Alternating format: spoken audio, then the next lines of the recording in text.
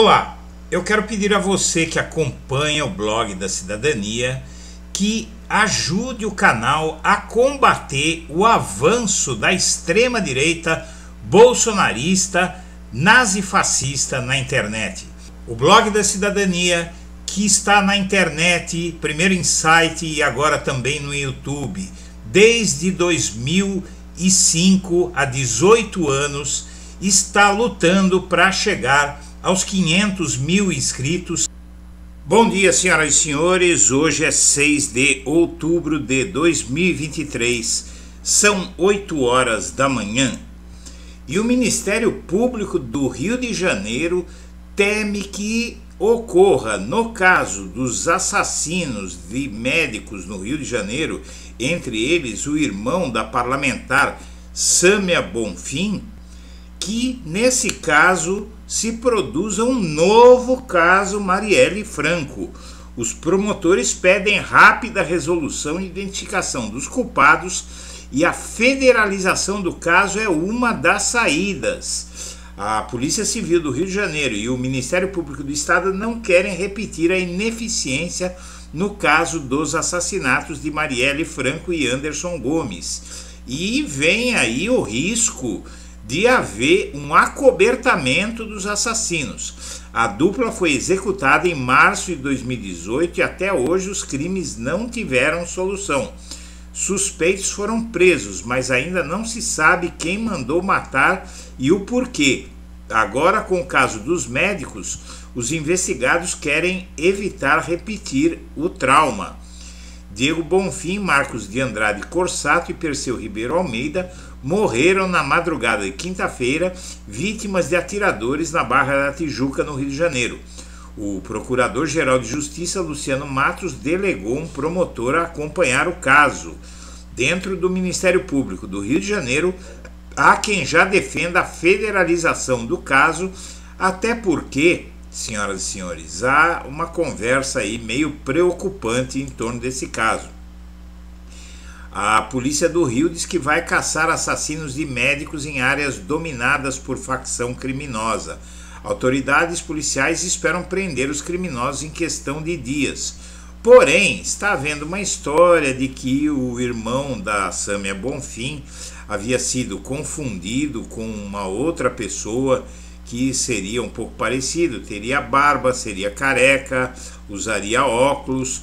Porém, há algumas precipitações nessa história sobre terem confundido os alvos, até porque, segundo o deputado Chico Alencar disse, são profissionais, são assassinos profissionais. Não se acredita muito em que eles cometeriam um erro tão crasso, promoveriam uma chacina desse tamanho que vai jogar as autoridades em cima das comunidades pobres de onde vieram esses assassinos, se não tivessem um mínimo de certeza. Havia um carro, havia todo um esquema de fuga, então realmente é muito prematuro, mas parece haver na Polícia do Rio de Janeiro uma tentativa de acelerar as coisas e isso é muito preocupante. Tanto que já se criou uma rede de apoio em torno de Sâmia Bonfim após a morte do irmão. Ela está blindada e está sob proteção. Até porque, como você viu aqui no blog da Cidadania, surgiram ameaças feitas a ela e ao marido.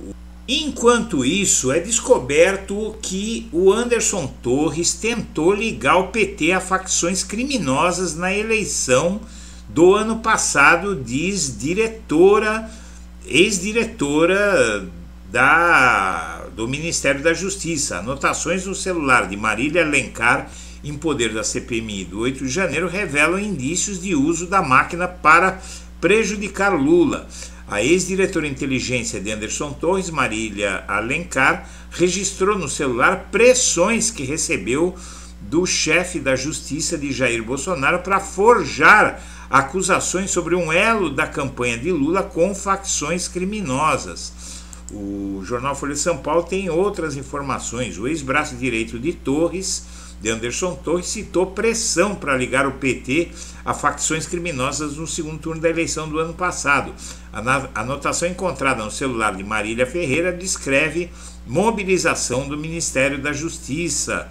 O texto, escrito em primeira pessoa, descreve mobilização do Ministério da Justiça diante da preocupação de Torres com o Nordeste, porque tinha dado 72% dos votos válidos para Lula, e isso iria desequilibrar a atenção, porque é o maior colégio eleitoral do Nordeste. O texto estava no bloco de notas do celular iPhone de Marília. Não é possível saber a data em que ele foi escrito. O relatório dizia que apenas 5 notas do celular são do período entre 31 de dezembro e 18 de agosto. Havia uma preocupação do ministro com o Nordeste. Marília e Torres estão no centro da investigação, que apuram se a PRF montou centenas de blitz no segundo turno para atrapalhar as investigações. Então aí há anotações claras de que Anderson Torres estava tentando ligar o PT a facções criminosas no segundo turno e estava planejando, inclusive, tem um relato aqui a certa altura do texto, que até gente indo para tratamento em hospital foi parada na Bahia pela Polícia Rodoviária Federal. Então, realmente, a situação de Bolsonaro diretamente se complica muito, porque tudo isso foi feito para ele vencer a eleição. E é uma loucura dizer que todas essas engrenagens se moveram sem que ele soubesse de nada, ainda mais após ele convocar aquelas reuniões no Palácio da Alvorada para tramar um golpe. Quer dizer, é preciso muito deboche. Não se pode esquecer que o Lula ficou 580 dias preso porque ele visitou o triplex que nunca foi dele, no qual ele nunca dormiu, sobre o qual não tinha prova nenhuma contra ele, enquanto que a quantidade de provas que abunda com o Bolsonaro, no que diz respeito ao caso Bolsonaro, se esse sujeito não for preso, o judiciário brasileiro está desmoralizado, não pode prender mais ninguém nesse país. E a Advocacia Geral da União de Lula defende no STF que Forças Armadas não têm poder moderador coisa nenhuma. O parecer da AGU pontua que deve ser afastada qualquer interpretação no sentido de que um presidente da República pode jogar os militares contra o Congresso ou contra o Poder Judiciário, no caso o STF, como eles diziam durante o processo eleitoral. E o Alexandre de Moraes condena novo grupo de réus por atos golpistas do 8 de janeiro. E mais de novo, penas que vão aí 14, 15, 16 anos de prisão. Não é? Aqui você tem Reginaldo Carlos Begiato Garcia, de 52 anos, pena de 17 anos. Jorge Ferreira, 59 anos, pena de 14 anos. Cláudio Augusto Felipe, 59 anos, pena de 17 anos. Jaqueline Freitas Gimenez, pena de 17 anos.